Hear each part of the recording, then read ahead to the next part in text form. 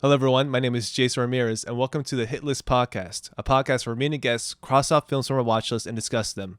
This is the Season 6 premiere. Yes, we're here for another season, because apparently I like doing this, and you like to listen too. Today, I'm joined by none other than the YouTuber Vanessa, a.k.a. Once Upon a Reaction. Welcome, Vanessa. Thank you for being on the show. Hi, thank you for inviting me. So before we get started, I have two questions for you. Okay. What are your viewing habits when you sit down to watch a movie? Do you stick to your favorites or do you watch something new? It depends on my mood, you know? If I'm sad, I need to watch something that I already watched and I know that it's gonna make me laugh and have a great time. But sometimes I'm like, I wanna discover something new. So it depends. Yeah, it depends. It depends. Okay. I'm very curious as to what the movie, but we'll get to that later. Um, Okay. so what's something about you that people would be surprised to know? That I'm from Colombia. Nobody knows that. See, It's I like, would have where are thought you from? I would have thought Bolivia, but that's just me. Yeah. Colombia with O. What's something else? Because I feel like that's kind of like, Something else. Oh, I don't know. I think I'm an open book. Like for me, honesty is the main my main value. So I try to be as honest as possible. So you don't like it when people lie to you? No. Okay, I would never lie to you. Okay. I'm pretty good catching lies, so That's good. That's good to have. It's a Colombian in you. not really. Ah. I'm very good at lying too. That's the Colombian in me. Oh, okay. Okay, I'll watch out. But I hope with this next question I have for you after discuss everything is, I hope you tell me the truth behind this film Okay. choice. So the film today that we'll be discussing is The Room. The Room is a 2003 American independent romantic drama film written, produced, executive produced, and directed by Tommy Wiseau, who stars in the film alongside Juliette, Danielle, and Greg Sestero. Set in San Francisco, the film is centered around a melodramatic love triangle between amiable banker Johnny, his deceptive fiancée Lisa, and his conflicted best friend Mark. This film was on Vanessa's watch list. Vanessa, why was this on your list, and why would you make me watch this? Was it that bad? You know why. You know why this was on your list. Yeah, because I've always heard this movie is so bad it's good, and it's such a weird conception. Like, what do you mean? And then I knew that he wrote it, he directed it, he started it, like, he did everything. So I think it's pretty awesome. You know, I studied dramatic arts and I'm involved in filmmaking sometimes, but I'm just help like in art or in something like that. And I noticed how difficult it is to take the command and do everything. So it's kind of impressive, but I also heard it's really bad. So I have to watch it at some point. It's like I need to. It's pop culture. So were you familiar with the memes? Yeah, of course. But I didn't know it was a romantic kind of movie. What? I didn't know that. I thought it was some like a psychedelic film or something like that. So what were your first impressions when you were watching? It's like confusion. It's like what is going on? And I see the memes and it's like what? I don't understand anything. And I showed like the references in The Simpsons and other movies and it's like I don't understand anything about this movie. Like there's not a single clue about the plot other than it's a really bad film. So it's like how bad can it be? Because I've seen bad films. So Yeah, I think we've all seen some bad films, but this one's just on another level, And because really? Oh my god. the first 9 minutes, they haven't even left the room. And I'm like, oh my god, is this the room? Is this That's the room? why it's called the room, you know? And it's like it's like the first love scene. It's like, oh my god, it's still going. Oh my god, and we see his bare Really? butt. Oh my god. I'm like, we don't need to see this. Like, why is this necessary to the plot? Usually there are rules to cinema, right? Yeah. I don't think he knew any of them, and I don't think he cared. because that's why the movie's so famous, you know. exactly, and that's part of the charm.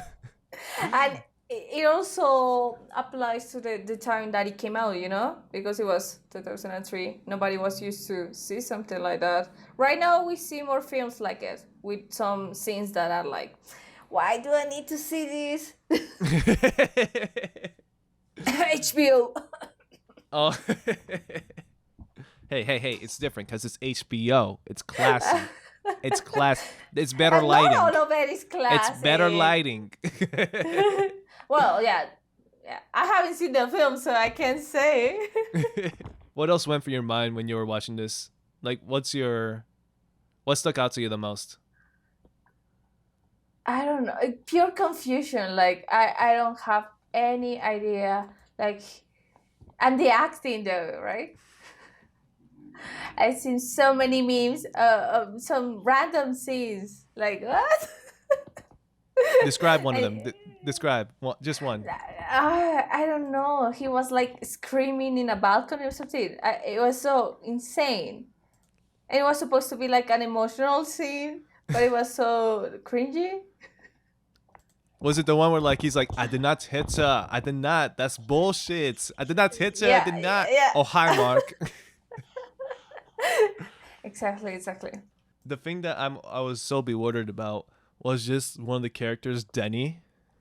You remember Denny? Because I didn't know how old he was supposed to be, and he was just there to be kind of like a creep. He's like, hey guys, can I join? And then Tommy's like, no, not Tommy, but Johnny's like, you know, two's a couple, three's a crowd. Okay, I guess I'll leave. I have homework to do. Who is this kid? Who is he? Is he like 15, 23? I don't know. They never established this until like when the movie's almost over. It's like, oh yeah, you know, he's in college. Johnny helped him out. He's paying for his school. He's paying for his apartment. But I hate him. I don't love him anymore. So weird. If you had to tell someone else about this movie, what would you say? I don't have any idea. Watch it because it's so bad, it's good. And he's famous for it. You have to experience it. If you had to try though, if your life depended on it, if you had to say like, just try to describe the plot just a little bit, what would you say? Wow, I will die. You can try. You can try. Come on, I believe in you.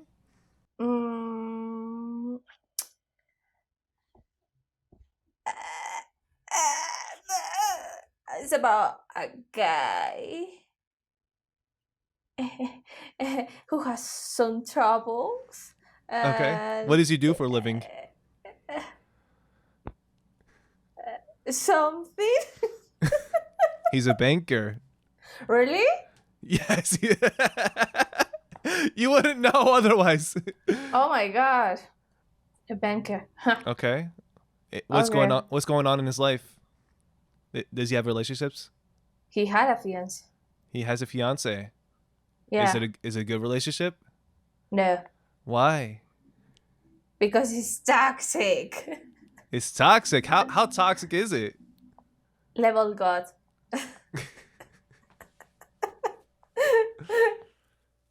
So, I was wondering because the mom, like the fiance's mom, who's in this movie, she said, "Well, the results came back. I definitely have breast cancer," and it never comes up. But I was watching this movie, and I'm like, does anyone realize how bad this movie is? You guys have to realize how bad this movie is. And then later on, you start seeing like the mother. She's like getting more angry. She's like, "What is going on here?" I'm like, "Yes, thank you. I don't know. I don't know what's going on here. I don't know." And she's just like yelling. And the scene that still fascinates me because it's probably the best performance in the whole movie is when they're on the roof and Denny's like playing basketball for some reason on the roof. And then this drug dealer just come up. His name is Chris R. Not Chris. Chris R. It's like, "Hey, Denny, where's my money?" "Hey, Chris R. It's coming." "Denny, where's my fucking money?" I'm like, who is this guy? And he actually like seems very intimidating, you know, like I would be scared if this guy came up to me asking for for his money. Uh, and I was surprised to know that that was that guy's first acting job. And he did such a good job. Yeah, he did something else after that. No. What a shame. It's such a huge shame. And it's like this dude, like he came on there, he got the job done, like his rent was due. He got paid to do that one role and then he left. And because sometimes you can see a good actor when with roles like that, when you see like they don't have anything else to say, so it's up to that line to prove what you're made of. So do you think there are any like redeeming qualities with the movie, with The Room? the effort, like he did everything. So it's like, nice try, dude. I applaud that. That's You true. should have tried to do something else and get better and better.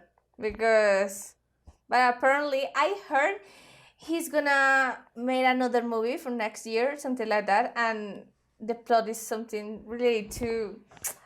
I don't remember sharks, or maybe I'm Yeah. crazy, but it sounded so insane that it's like after 20 something years, you're still gonna do something as bad or worse than The Room? Are you kidding me?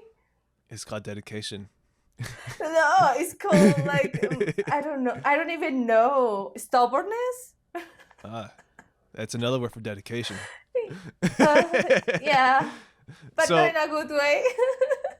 Do you think there are any hidden messages within The Room? Like, out of all the nonsense from the script, what do you think was like the message behind the movie?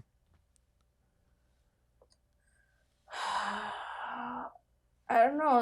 I think he was trying to show something about a relationship between two friends, because he had a fiance and she cheated on him with his best friend. So it sounds like a soap opera, something so basic. But I think, well, if I see that synopsis by myself, I will say, or I will focus on the relationship between the best friends, because, damn.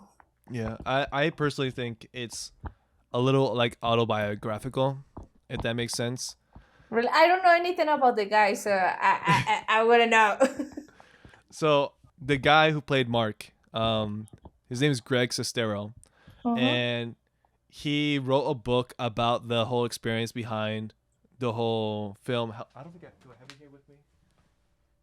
Okay, I don't have it here with me. But he wrote a book called the Disaster Artist, behind how he met Tommy and how the movie was made.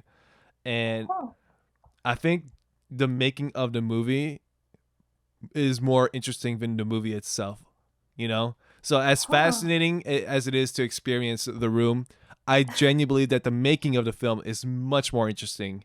For example, this movie was made for $6 million. What? Right? How do you waste $6 million in that? Like, what is the money? I don't see it. The craziest part, though, is they don't know how he got the money to make that. He was already rich before that, but they don't know what he did for a living before that. He still doesn't say, he doesn't like talking about his private life. And it's like, because like the first time he met Greg, they were in like an acting class, and then he hung out like to do scenes together, right? Yeah. And then when he picked him up from his place, he was driving like a BMW. He's like, "Hey, nice car, man." No, I don't think it was a BMW. I think it was a Mercedes, And it's like, "Oh, nice car, dude." He's like, "No, don't talk about me." It's like, "What? Don't talk about me or my car to anyone in class." Okay. Oh, don't worry, dude. Okay. Wow, you nailed it with the accent. So, is it just a book? They should make a TV show about it. No, it's crazy because like the book was then adapted into a movie with James Franco and David Franco. So James Franco played Tommy, and then David Franco played. Oh yeah! Oh my God! Yes, I haven't seen that film, but yes, I remember. It's based on that. It's based on the book. And I saw it, and it's like really funny. But like, there's some things that like they have a lot of celebrities in that movie, and honestly, it's kind of hard for me to discuss like the production and the film first, and then the production, because it's just so kind of entwined in my mind because I was doing research about it. That I'm just gonna go ahead into it because I find it really interesting. Oh Like, my if you have any, god. do you have anything else to discuss about the movie before I move on to production? No, No. Okay. no, You're like, no, I'm ready. Let's talk of about course. it. Yeah. I think Okay. that's the first time I heard about The Room when they were advertising James Franco's performances in Right. that film. Yeah, that was the first time I was like, what are they talking about? So I want to talk about first how Greg first met Tommy. Like I said, they met in acting class back in the 90s. He was 19. Greg was 19. Tommy didn't say how old he was, but it's believed he was like in his 40s or 30s or 40s, whatever. Oh, Greg was very shy. He was very insecure about his performances. Like, but he saw Tommy perform his stuff. Like, even though they were really bad, it was just like it didn't make sense what he was doing. He did it with such confidence that he's like, I have to do a scene with him, like just to get him out of his shell. And so as I saw in the movie, I'm not sure if it's exactly how it happened because I didn't finish the whole book. They're in a diner, and he says, "Okay, let's do a scene right now." Like what? Right here, right in front, they're at a diner and like front full of people in there. It's like, yeah, don't think about these people, okay? This you and me, all right? Only you and me. Don't worry about them. And then they do the scene. They just like make a whole scene basically. Like they're just really loud and obnoxious, and people are like, oh, okay, yeah, you got this show for free. You're welcome. wow, the confidence, right? And their friendship kind of blossomed from there. And it's weird because like Greg was like kind of getting like calls back to do like modeling and acting jobs. They moved to Los Angeles together, but the thing is that he didn't know this, that Tommy was able to afford 2 apartments, one in Los Angeles and one in San Francisco. And he says, come on, let's go to LA. I have an apartment there. You have an apartment in LA? How long? Oh, many years now. I haven't been there in a long time. I'm like, how do you have an apartment in 2 very expensive cities? And he didn't even go to LA. And then they go there. Like he paid for Tommy to he paid for his classes, if I can recall correctly. He paid for him to move in with him to go to LA Wow. because he really believed that they both could like make it. And Tommy was like, not Tommy, Greg. He was in the movie Gattaca with Ethan Hawke and Uma Thurman, but only as an extra. And I'm like, yo, that's really But impressive. that's something, Yeah. right? Yeah, I wish I had a job as an extra. Yeah. So, being an actor, like making a living as an actor, is very, very difficult. There are very, if I remember correctly, only 1% of actors are able to make a living out of just acting. That's Exactly. rough. It's rough out there. So he would always get like auditions, but like not really get that many jobs. And Tommy had less success doing it because he's very odd.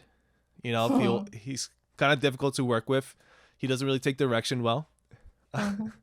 And so he decided to just write a play called The Room, and it was originally written as a play in 2001, and then he adapted it into a book that was a 540-page book, but he was not able to get it published, so he decided to adapt it into a movie. He decided to produce it himself so that he could retain creative control. And wow, that was some creativity, And like I said, to this day, no one knows how he got the money to both fund the movie and produce it and market it. But he was already independently wealthy before he made the movie. But we just don't know how he made his money, People involved with the film, like the cast and crew, they were worried that it was a money laundering scheme for like organized crime. And Greg was like, no, I know this dude. He is not a criminal whatsoever. And it's really funny because like during the whole process, their relationship got kind of a little strained because like Greg had got a girlfriend in LA, and like it kind of drew them both apart. Like he wanted to spend time with his girlfriend. Yeah. So Tommy didn't really like that. He wanted to like become an actor with a friend. He felt like the Amber, the name of Greg's girlfriend at the time, was kind of like just splitting them apart. And it's like, you can kind of understand that, like you see that in like almost a lot of relationships where like two best friends grow apart because of like someone got like, oh, you got a girlfriend, you got a boyfriend, whatever. Like, we were homies, man. We were homies. But yeah, so he spent $6 million on the movie, and according to Greg, it's because he made so many poor decisions behind this film. I'm gonna list them because it's nonsensical. So he built sets for scenes that could have been used on location. So like that alley, that rooftop, there were places that looked exactly like them that were really close by to the set. But he decided not to do it because this is real Hollywood movie. We're gonna use sets. We're not gonna use actual locations. Yes, Oh they my could. God. The alley outside the set, like literally outside the door, looked exactly the same as the alley they built for the set. But he decided not to use it, and that oh my, Oh, and dude. he decided to purchase like the cameras instead of renting them, which is a very stupid decision because cameras are always improving. Like if you buy a camera like Yeah. this year, it's gonna be obsolete within a couple of years. He decided to buy them, all of them. The guy who the studio he bought the equipment from let him use the studio. So like he's like, okay, we'll let you buy it. You just have to use our studio. Okay, that's fine. Like honestly, he helped him out right there. And Wow. they had to film scenes multiple times using different sets. Like that drug dealer scene, they Yeah. shot that first in the alleyway, and then they shot it on the roof. And he built his own personal bathroom on set. Really? Oh my God. Like he actually like had like pipes running. Like there's a set, and like usually bathrooms out of the way. No, he built the bathroom on the set. And you know what That separated is bananas. the bathroom from the set? Yeah. A curtain. Are you serious? Oh my God. Um. Oh, I didn't even say like the best part. So, he decided to shoot both on film and digital. And Why? he didn't understand the difference between both of them, but he wanted to be the first one to do it. But there's no need to do it. Like it's one or the other. And it didn't even matter in the end, because he eventually just used the 35 millimeter film. Because here's the thing. It's just stressful for like someone like me. I guess for you too, for like a filmmakers, because they're two completely different cameras because you need to light them differently, and you had to have two different crews to operate the different cameras, and you had to have two different lighting sets just for each camera. Wow. So you can see how like it's adding up to $6 million, and Now I can see where's the money.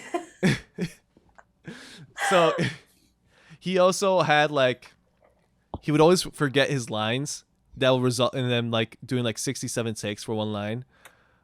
I'm not sure how long that rooftop scene is where he comes into the roof. He says, "I did not hit her. I did not. That's bullshit. I did not hit her. Oh, hi, Mark." In the movie The Disaster Artist, he did that 67 times before he got it. But I'm not sure how it was in real life. But it feels like that was kind of close to what was happening. Oh my And God. let me see, what else? What else did he do? Yeah, that's pretty much what helps him rack up the bill. And he also kept firing people too. Oh my God. Oh, I didn't even say the best part. So, Greg didn't want to be in the movie. He helped him like produce the film. He helped him with the auditions. Yeah. He was very honest with him. It's like he didn't really want to be in the film. But then like the day before they filmed, Tommy's like, "You have to do a movie with me. Come on, you have to. It's for you. I made it for you." It's like, "No, Tommy, we already have Don because they already hired someone else to be in the movie to play Mark, right?" And he's like, "How about I pay you and give you a car?" He's like, "How much would you pay me?" And he didn't say the number, but he said it was enough for him to not worry about working for like an entire year. He's like, "Wow, that's a lot." Wow. And he needed a new car too. Ah. And he's like, "Okay, I'll do it." The night before they filmed, the first day of filming, And this is just the first chapter of the Disaster Artist, by the way. It's very interesting just to see all this happen. Wow, I have to And read that book.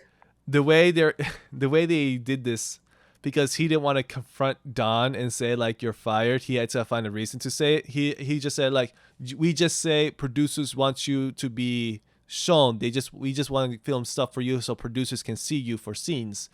So that he's like, we'll basically shoot you with the film and we'll shoot Mark with only video. And he's like, I'm pretty sure he was gonna notice. And that's basically what happened. Like when first day of filming, they're already 4 hours late. Everyone's already there.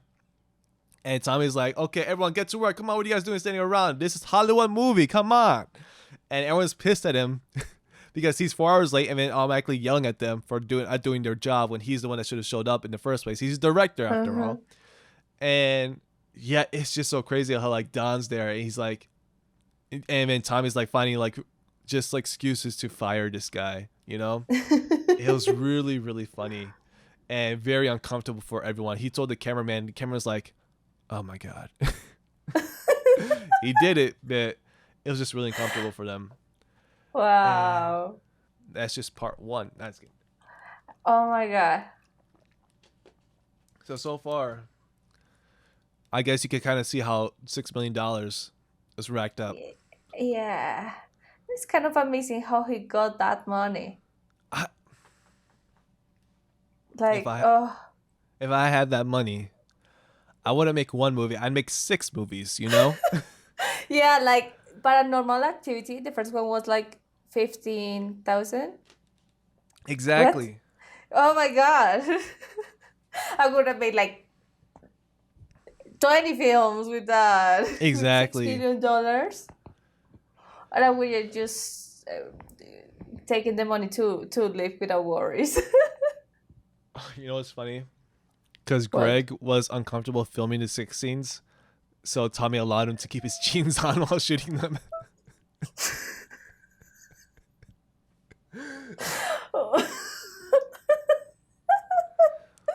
Oh, wow!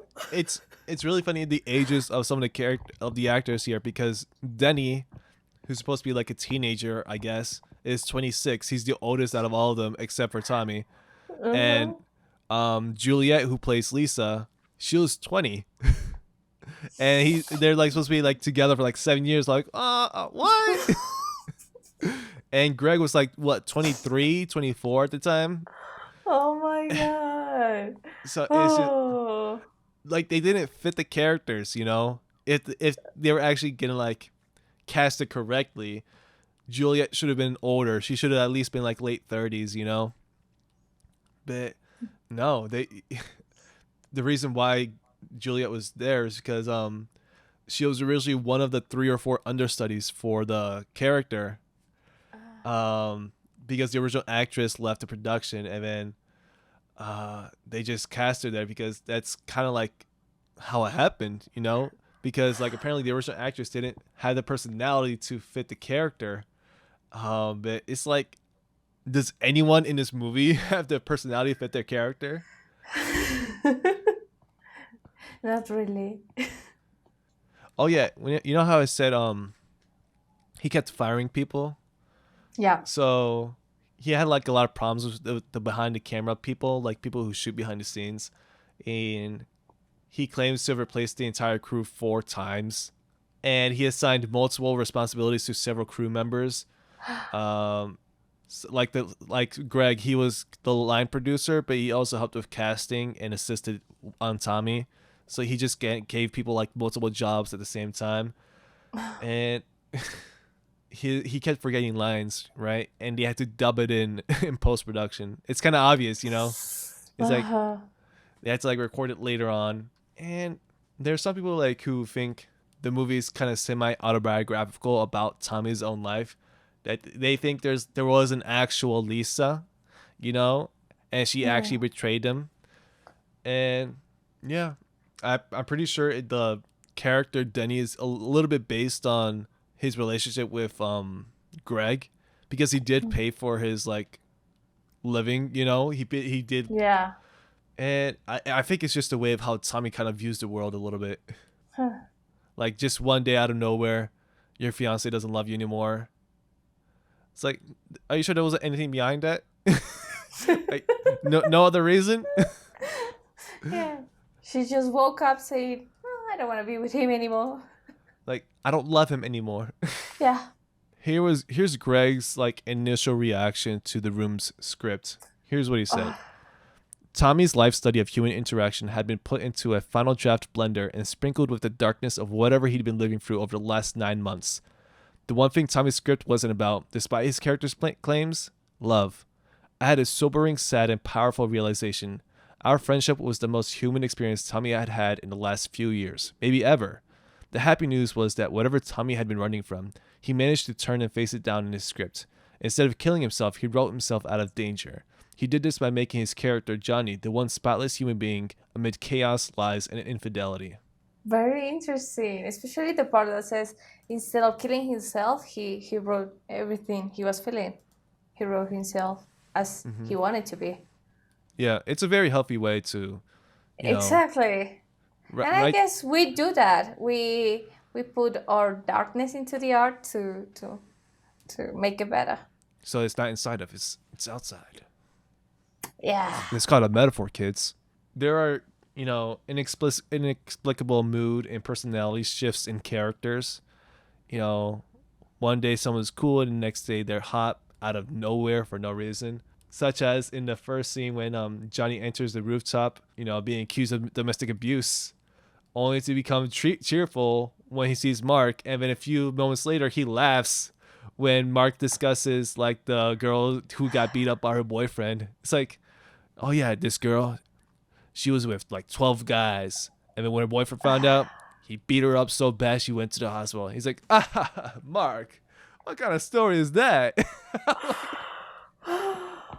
That's the importance of feedback. Sharing your work to hear feedback and correct those mistakes. And here's the thing. On this set, both Greg and the script supervisor, Sandy Sinclair, they repeatedly tried to convince him like to stop laughing. Like, that's not something to laugh at. Like, why would you care to laugh about something that he was just being accused of?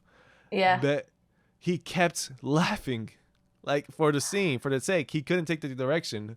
And there's like other inconsistencies and flaws with the script and the characters, such as like later in the film, Mark attempts to kill Peter by throwing him off a roof for accusing him for like realizing he's having an affair with Lisa. And then seconds later, Peter forgives him and they forget about it.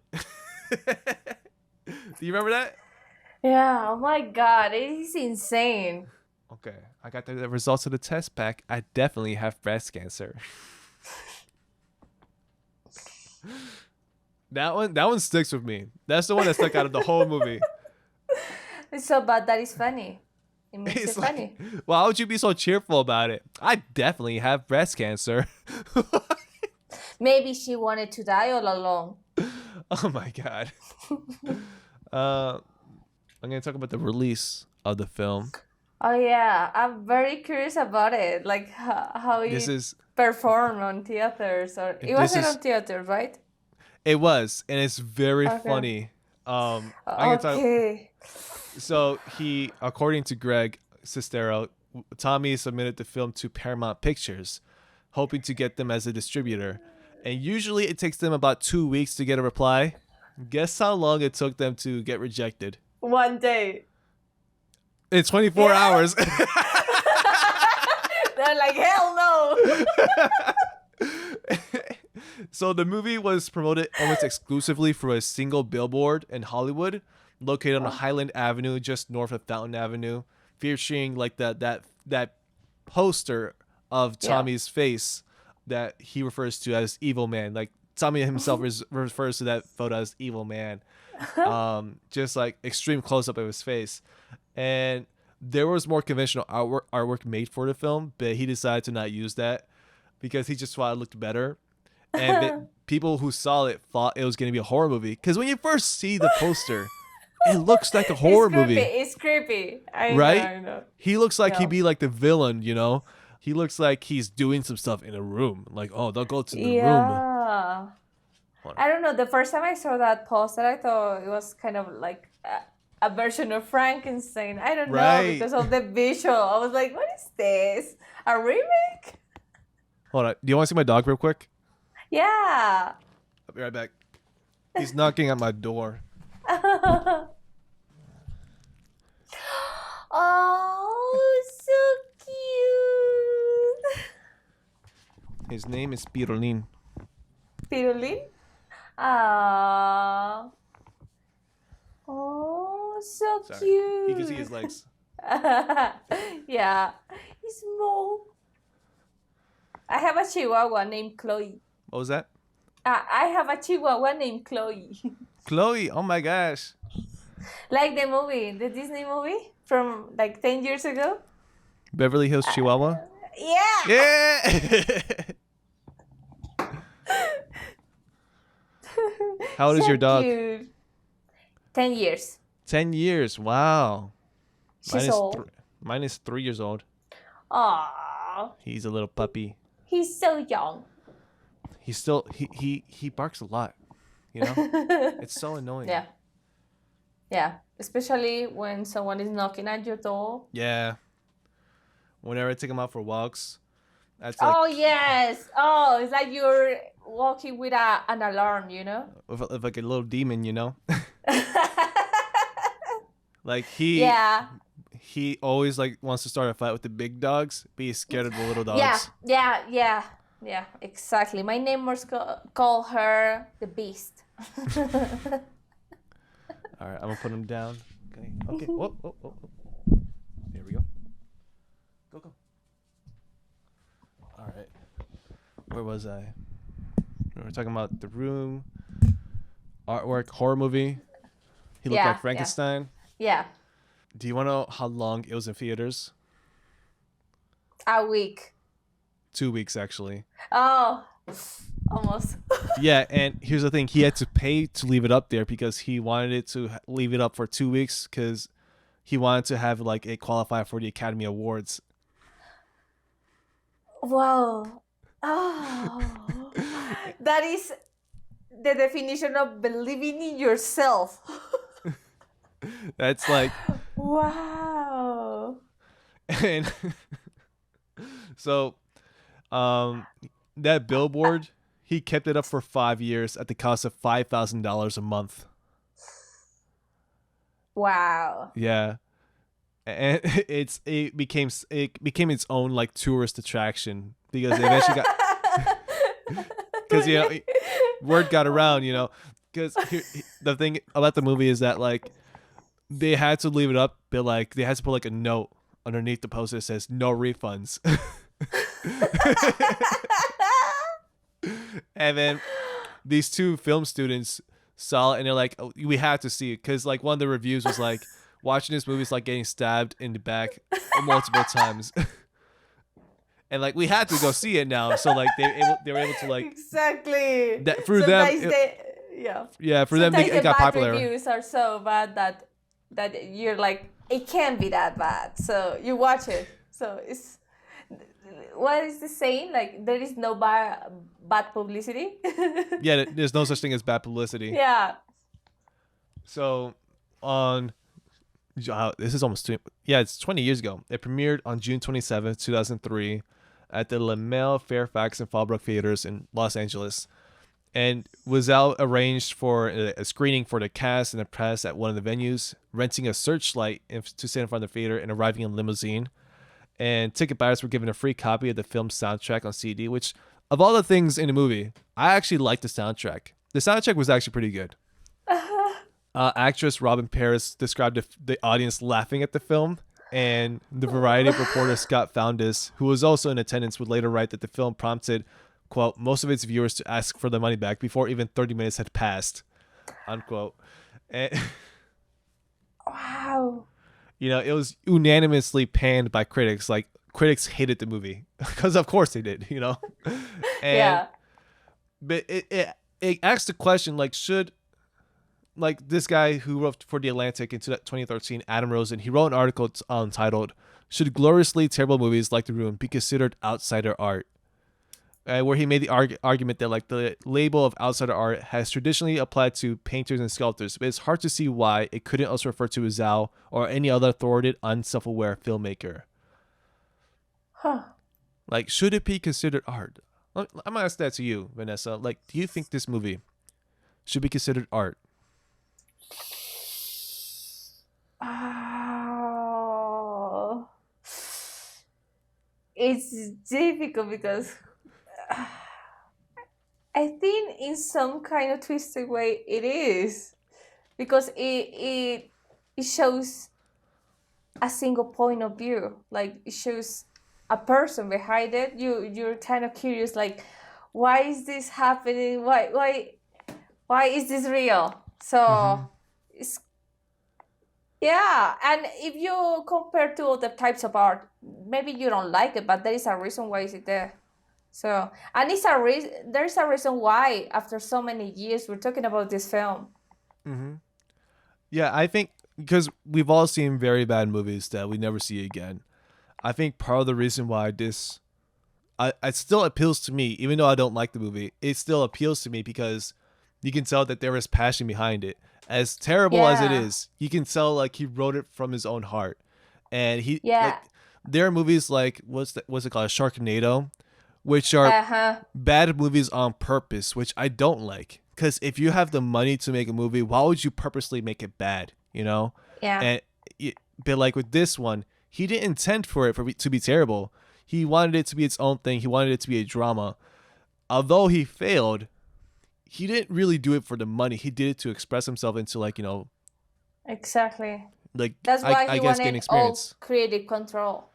Yeah, he wanted He to. wanted to tell, to show a message. So I think that's pretty valuable. And like you said, out of all bad movies, that one stands out. It still stands out. So I don't know who said it, but someone said it's the Citizen Kane of bad movies. That's true. A lot of people say that you're going to make a movie in their life. You know, a lot of people say, oh, I'm going to be a filmmaker, I'm going to make a movie. But not a lot of people get to do it because they're too afraid of what people think. They make excuses for themselves. You know, I've done that myself as well for many years. But to actually make a movie, it's a very hard thing to do just to get it done, you know? And to have the guts to send it to a big studio saying, I believe this film is good. I don't care. I'm just going to show it to you. Yeah. That takes courage.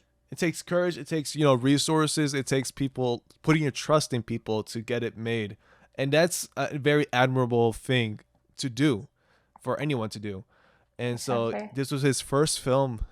And as terrible it is, it's like watching a car crash in real time, you know? It's You kind can't of look pop away. culture, yeah. You can't look away. It's fascinating in a twisted way. Exactly. You just had to admire it for what it is, you know? Exactly. So another thing that I just learned yesterday is that they're remaking The Room What? to be released this year to What? coincide with 20 years of The Room. Oh yeah, it makes sense. But really, and Yeah. is Tommy related to that production? Yeah, he is. Is he involved? He's directing Okay. it. Again? Wow, I need to see that. Oh my Well, god. guess who's gonna be in the movie as Johnny? James Franco. Oh, actually, that would have made sense, but he's a creep. He's a creep, so no. Bob Odenkirk. Oh my god. You know who he is, right? Yeah. Okay. Better Call Saul. Saul Goodman is gonna play Johnny in the Room remake. Well, that is actually quite interesting because he's such a good actor, and I guess he's gonna fight for his performance. He was also in the movie The Disaster Artist too. Oh, really? Well, I Yeah. have to see that film. I haven't, so. It's oh my really God. good.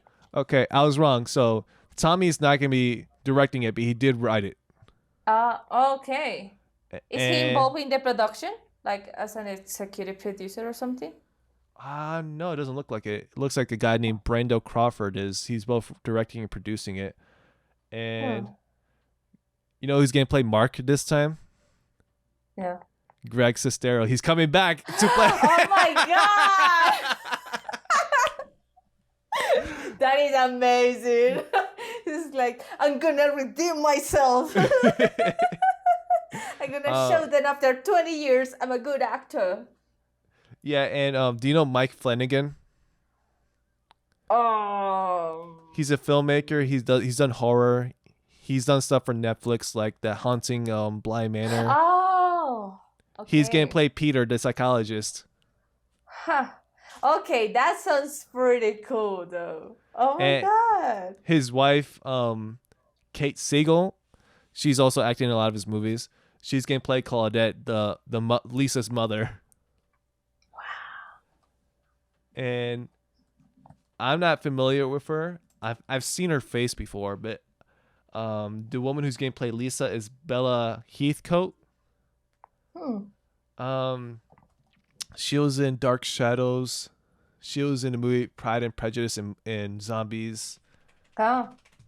She was in The Neon Demon. I'm not too familiar with her. Me neither. Let me see. But wow. Yeah, it's impressive the impact of that film that is gonna be remade 20 years later. If you watch The Disaster Artist, you're gonna see a lot of celebrities are in that movie because it's that famous among people. So that concludes our conversation today. Thank you so much, Vanessa, for being here. I really appreciate you coming on here to discuss The Room, which was your idea, by the way. Thank you so much. I'm so sorry. So was The Room a hit or a miss with you? I think over time it became kind of a hit. For me, I'm still gonna have to say it was a miss. You know, like I think what I like even more about the movie, I don't like the movie, but I do like the making of the movie more than the movie itself. So the story behind it, yeah. Yeah, so it is what it is, I guess. Yes. So is there anything you'd like to promote here? Where can we follow you on social media? Follow me on my YouTube channel called Once Upon a Reaction, where I do reactions and reviews of movies, classic films, and any kind of film, really. So check it out. Did you do Back to the Future? Yeah. Yeah, I know, because I saw it. Touché. Okay. That's it for today, folks. You've been listening to the Hit List Podcast. This was Season 6, Episode 1. My name is Jason, and until next time, cross off a new film from your list. Hey, man, I think I'm supposed to wave goodbye, right? Yeah, there we go. Hold on, wait. Yeah, there we go.